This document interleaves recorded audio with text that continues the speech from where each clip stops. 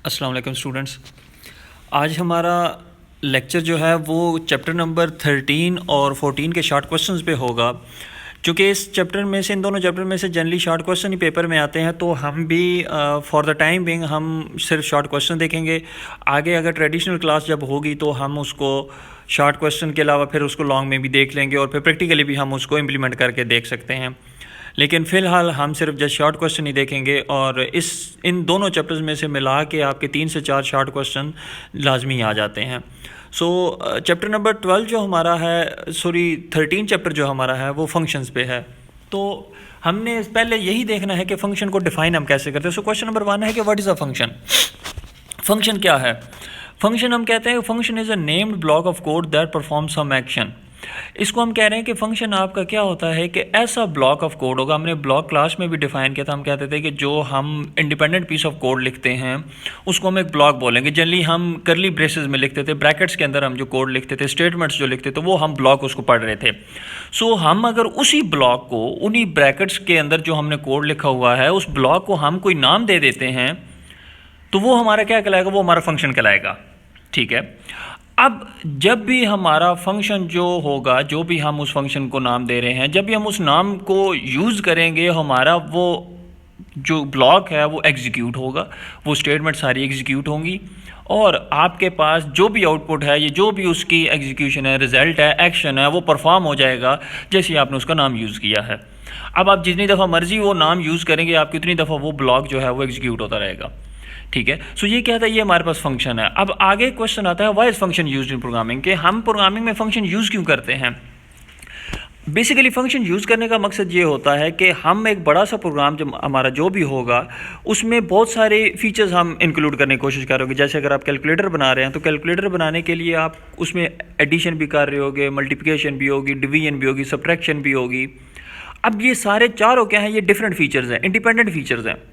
आप इन चारों फीचर्स को जब स्प्लिट कर लेते हो छोटे छोटे प्रोग्राम में, छोटे छोटे फंक्शंस में, छोटे छोटे इंडिपेंडेंट पीस ऑफ कोड में, ब्लॉक्स में, तो आप उसको क्या कहोगे? आप उसको फंक्शन कहोगे और हर आप ब्लॉक को एक नाम देना शुरू कर देते हो। तो इसको हमारे पास, अब इसका हमें फ़ायदा क्या होता है? इसका फ़ायदा में ये होता है कि एक तो हम उसको मैनेज ईजिली कर लेते हैं। ठीक है। फिर चूँकि वो इंडिपेंडेंट होता है तो अगर कोई एरर वगैरह आएगा तो डिबगिंग हमारे लिए बहुत ज़्यादा आसान हो जाती है। ठीक है। तीसरा हमारे पास जो एडवांटेज आता है वो ये आता है फंक्शन यूज़ करने का कि हम उस कोड को, उस ब्लॉक को बार बार यूज़ कर सकते हैं, हम उसको रीयूज़ कर सकते हैं। रीयूज़ करने का मैंने अभी आपको बताया कि आपने लेट से 2 नंबर्स को ऐड करने का एक प्रोग्राम लिख लिया, एक फंक्शन लिख लिया है। अब आप जब, और आपने उसको नाम दे दिया एडिशन का। अब आप जब भी एडिशन वर्ड यूज़ करोगे आपके 2 नंबर्स ऐड होते रहेंगे। आपने इसी तरह एक और फंक्शन बना दिया स्क्वायर करने का, किसी नंबर का स्क्वायर लेने का। अब आप जितनी दफ़ा वो फंक्शन कॉल करोगे, आप किसी नंबर का भी स्क्वायर लेते जाओगे तो आपको बार बार कोड नहीं लिखना पड़ेगा। जैसे हमने लूप्स का फ़ायदा पढ़ा था कि आप एक स्टेटमेंट को या मल्टीपल स्टेटमेंट्स को मोर देन वंस आप एग्जीक्यूट कर सकते हो, रिपीट कर सकते हो with the use of loop. यहाँ पे भी आप क्या करते हो? आप यहाँ पे फंक्शन लिखते हो। अब वो फंक्शन आपका मर्ज़ी से आपका एग्जीक्यूट होगा। जहाँ चाहोगे आप, जितनी दफ़ा चाहोगे आप उसको एग्जीक्यूट कर सकते हो, रीयूज़ कर सकते हो। तो ये आपका क्या है? ये आपका एक एडवांटेज होता है। और यही क्वेश्चन नंबर 3 भी था कि list any 3 benefits of using function. तो वो हमने अभी पढ़ लिए हैं कि एक तो ईजियर टू कोड होता है, ईजियर टू मॉडिफाई होता है, हमारे पास मेंटेन करना आसान है, डिबगिंग उसकी आसान होती है और फिर हम उसको रीयूज़ कर सकते हैं।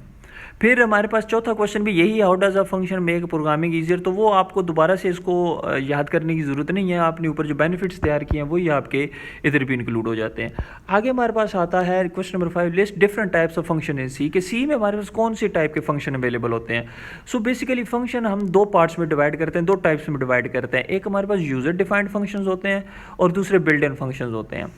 यूज़र डिफाइंड फंक्शन हम कहते हैं ऐसे फंक्शन जो प्रोग्रामर लिखता है। ठीक है। ऐसे टाइप ऑफ फंक्शन जो प्रोग्रामर खुद लिखेगा उनको हम यूज़र डिफाइंड फंक्शन कह रहे हैं। क्योंकि प्रोग्रामर भी एक यूज़र है, तो जो प्रोग्रामर फंक्शन लिखेगा उनको हम यूज़र डिफाइंड फंक्शन कह रहे हैं। और हर defined function, user defined function का एक यूनिक नेम होगा। प्रोग्रामर को डिफरेंट नेम देना होगा जितने भी वो एक ही प्रोग्राम में डिफरेंट फंक्शन इंक्लूड कर रहा है। हाँ, अब वो एक प्रोग्राम में आप बहुत सारे फंक्शन इंक्लूड कर सकते हो, लेकिन आपका नाम जो है वो डिफरेंट होना चाहिए। सो ये क्या है, ये पहली टाइप ऑफ फंक्शन है जिसको हम यूज़र डिफाइंड फंक्शन कह रहे हैं। दूसरी टाइप ऑफ फंक्शन जो हमारे पास आ रहे हैं वो बिल्ट इन फंक्शंस होते हैं। अब बिल्ट इन फंक्शन कौन से फंक्शन होते हैं, क्वेश्चन नंबर 7 में ये है कि ऐसे फंक्शन जो आपकी लैंग्वेज का पार्ट होते हैं, जो लैंग्वेज में ऑलरेडी आपको डिफाइंड मिलते हैं। Function those are pre defined in language और the function which are part of language are known as built in function. So ऐसे फंक्शन जो लैंग्वेज का पार्ट होते हैं उनको हम बिल्ट इन फंक्शन कहते हैं, या इनको हम लाइब्रेरी फंक्शंस भी कहते हैं। अब ये ऑलरेडी रेडीमेड प्रोग्राम्स होते हैं, आपके डिफरेंट हेडर फाइल्स में ये प्रोग्राम आपके फंक्शन आपके स्टोर होते हैं। जैसे हमने फंक्शन पढ़ा था प्रिंट एफ का, हमने फंक्शन पढ़ा है। प्रिंट एफ का फंक्शन क्या करता है, आपको आउटपुट डिस्प्ले करवाने के लिए यूज़ होता है। अब वो आउटपुट कैसे डिस्प्ले करवा रहा है आपको उसकी नहीं समझने की ज़रूरत होती है। आप क्या करते हो, आप जस्ट ऊपर लाइब्रेरी इंक्लूड करते हो, हेडर फाइल इंक्लूड करते हो stdio.h और नीचे प्रिंट एफ यूज़ कर लेते हो। इसी तरह हमने गेट सी एच और get C H E CLR SCR, हमने ये क्लियर स्क्रीन वगैरह के गेट सी एच के फंक्शन पढ़े थे। हमने कहा था कि गेट सी एच क्या करता है, सिंगल कैरेक्टर इनपुट लेने के लिए यूज़ होता है। अब वो कैसे इनपुट ले रहा है वो भी आप नहीं उसकी डिटेल में जाते, आप जस्ट गेट्स ये यूज़ कर ले तो वो आपका इनपुट के लिए कोड जो है वो एग्जीक्यूट हो जाता है। अब ये कहाँ पे आपका स्टोर्ड है फंक्शन, ये आपका conio.h फाइल में, हेडर फाइल में इंक्लूडेड है। अब सो वो भी आपको प्री डिफाइंड मिल रहा है, पार्ट ऑफ लैंग्वेज मिल रहा है। सो इसको भी हम क्या कह रहे हैं, इसको हम बिल्ट इन फंक्शन कह रहे हैं। अब आगे स्टूडेंट्स हमारे पास बड़े इंपॉर्टेंट क्वेश्चंस आ रहे हैं जो आपके पेपर्स में भी बहुत ज़्यादा रिपीट होते हैं। अब फंक्शन को जब हम देखते हैं तो फंक्शन हम डिवाइड करते हैं 3 पार्ट्स में, ठीक है। हमारे पास फंक्शन, सबसे पहले फंक्शन का क्या आता है, हेडर आता है। फंक्शन हेडर को हम डिफाइन कैसे करते हैं, फंक्शन हेडर कहते हैं कि the first line of function definition is known as function header.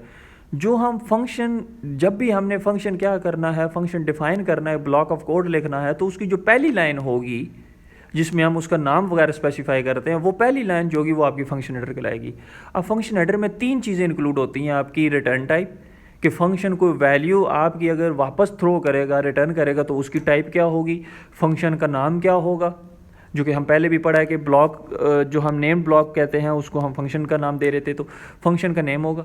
और फिर पैरामीटर्स हमारे पास वो वैल्यूज़ होंगी जो हम फंक्शन को इनपुट के तौर पे दे रहे होंगे। सो 3 चीज़ें हैं कि एक तो फंक्शन को इनपुट हम वैल्यूज़ क्या दे रहे हैं, वो फंक्शन का नाम, और तीसरी अगर फंक्शन को वापस आउटपुट हमें रिटर्न में दे रहा है तो उसको हम रिटर्न टाइप हम बताएंगे। तो ये क्या है, ये तीनों मिल के आपकी क्या कहलाती है, वो फंक्शन हेडर कहलाती हैं। अब दूसरा जो पार्ट फंक्शन का होता है वो फंक्शन बॉडी है। फंक्शन बॉडी हम कैसे कहते हैं, the set of statements which are executed inside the function is known as function body. ऐसी सेट ऑफ स्टेटमेंट्स जो आपकी एक्चुअली एग्जीक्यूट होती हैं फंक्शन के अंदर, वो आपकी फंक्शन बॉडी कहलाती हैं, ठीक है। अब फंक्शन बॉडी जो हमारे पास क्या होता है, वो फंक्शन हेडर के बाद आती है, ठीक है। फंक्शन हेडर आपकी पहली लाइन होगी, उसके बाद करली ब्रैकेट शुरू होती है, करली ब्रैकेट्स के अंदर आपके पास जितना भी कोड होगा वो सारा फंक्शन बॉडी कहलाएगा, ठीक है। और यही आपने देख रहे हैं कि the statements are written in curly braces.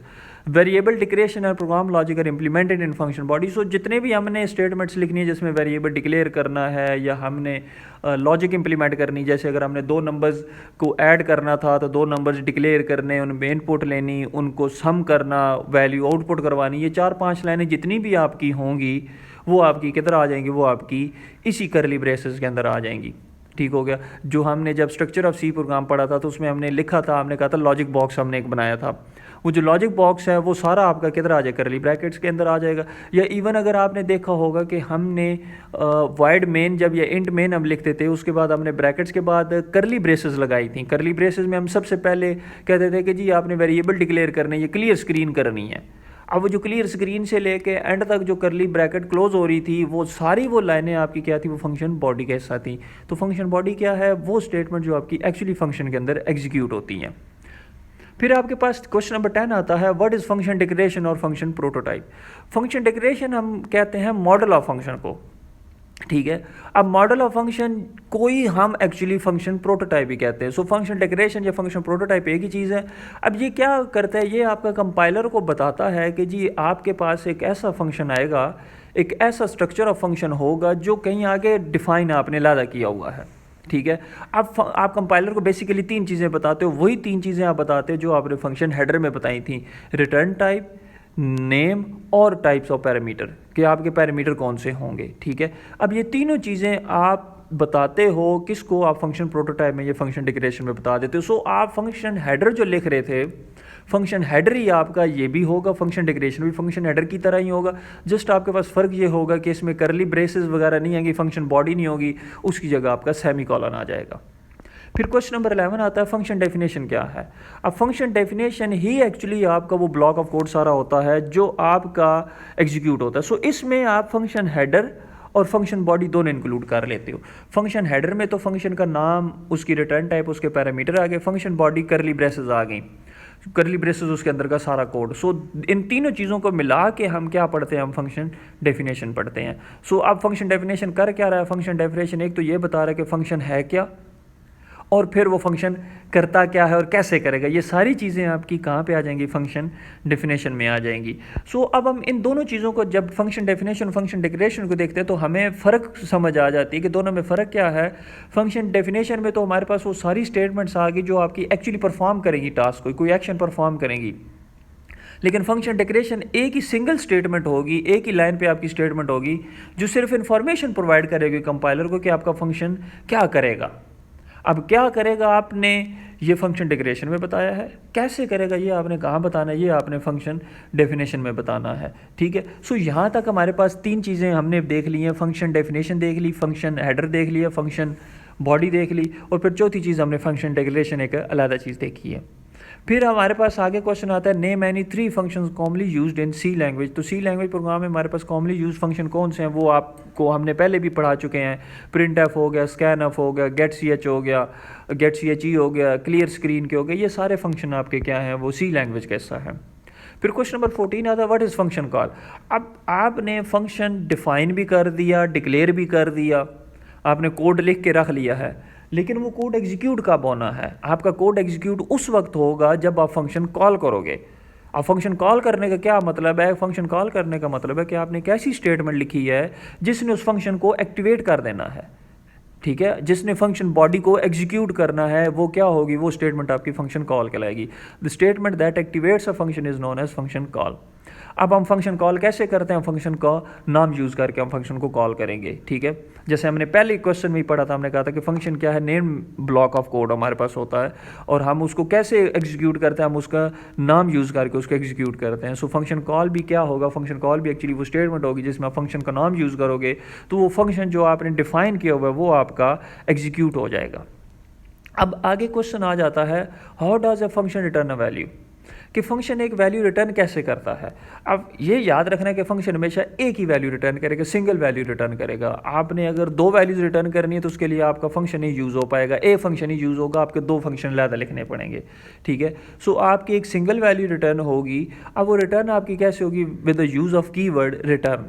आप रिटर्न लिखोगे, उसके आगे आप वो वैल्यू लिख दोगे जो भी आपको वैल्यू रिटर्न करनी है। अगर आपको अगेन आपको इंड मेन वाली लाइनें याद हों जो हमने सी प्रोग्राम का स्ट्रक्चर पढ़ा था, उसमें सेकंड लास्ट लाइन हम लिखते ही रिटर्न 0 थे। अब रिटर्न 0 क्या था, हम ये लिखते थे कि हम 0 रिटर्न कर रहे हैं, ये इसका मतलब है कि ये जो हमारा मेन फंक्शन है वो 0 रिटर्न कर रहा है। ये हमारे पास क्या है, ये फंक्शन वैल्यू रिटर्न करने का है। अब आगे क्वेश्चन आता है, what is the use of parameters and function. हमने फंक्शन डिक्लेरेशन में देखा कि हम तीसरी चीज़ जो पास करते हैं फंक्शन को वो पैरामीटर्स होते हैं। पैरामीटर्स आपके क्या होते हैं, पैरामीटर्स आपके जस्ट वेरिएबल्स ही होते हैं जो आप अपने फंक्शन में यूज़ कर सकते हो।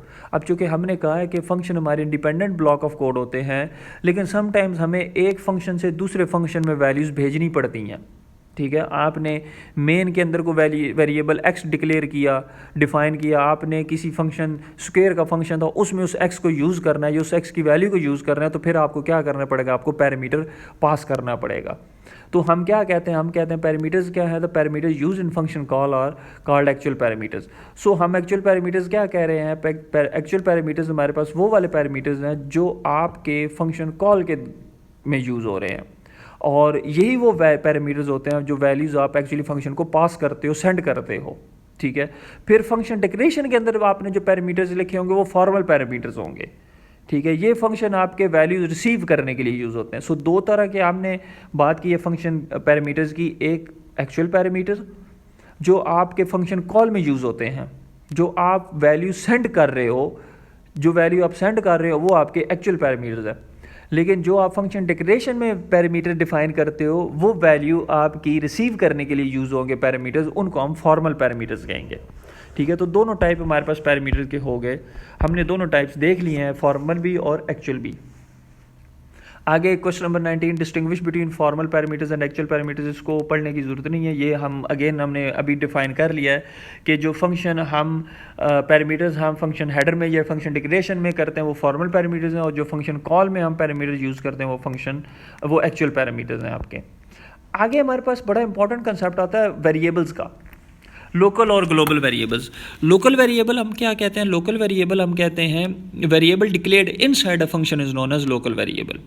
ऐसे वेरिएबल जो आप किसी फंक्शन के अंदर डिक्लेयर करोगे उसको आप लोकल वेरिएबल कहोगे। फंक्शन वेरिएबल डिक्लेरेशन की भी डेफिनेशन हम पढ़ चुके हैं।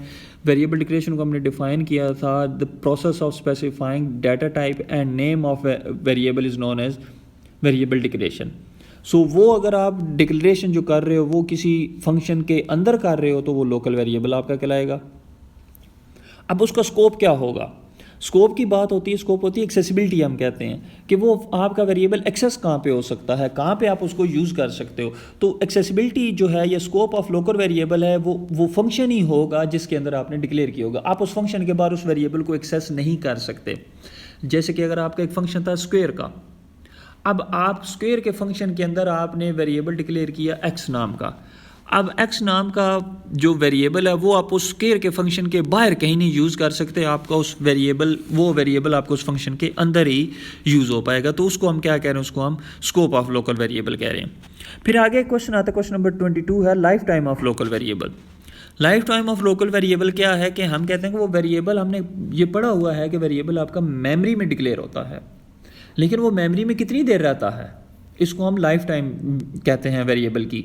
तो लोकल वेरिएबल की लाइफ टाइम क्या होती है कि जितनी देर आपका वो फंक्शन चल रहा है उतनी देर आपका वो वेरिएबल मेमोरी में रहेगा। जैसे ही फंक्शन से आप रिटर्न करोगे, बाहर आओगे, वो आपका वेरिएबल भी डिस्ट्रॉय हो जाएगा, वेरिएबल भी ख़त्म हो जाएगा। सो हम ये कह रहे हैं कि जैसे फंक्शन के अंदर आए आपका वेरिएबल डिक्लेयर हो गया, वेरिएबल डिक्लेयर होती ही मेमोरी में क्रिएट हो गया। अब वो मेमोरी में पड़ा हुआ है कब तक? जब तक आप फंक्शन से बाहर नहीं जाओगे। जैसे फंक्शन से बाहर को वेरिएबल भी आपका डिस्ट्रॉय हो गया। तो ये क्या था? ये आपका लोकल वेरिएबल था। दूसरे नंबर पे हमारे पास आता है, जो दूसरी टाइप ऑफ वेरिएबल आता है वो क्वेश्चन नंबर 23 में है ग्लोबल वेरिएबल। तो ग्लोबल वेरिएबल हम किससे कहते हैं? ऐसे वेरिएबल जो हम किसी भी फंक्शन के बाहर डिक्लेयर करते हैं। हमने किसी फंक्शन के अंदर नहीं डिक्लेयर किया, फंक्शन सारे फंक्शंस के बाहर हमने डिक्लेयर कर दिया, उसको हम ग्लोबल वेरिएबल कहते हैं।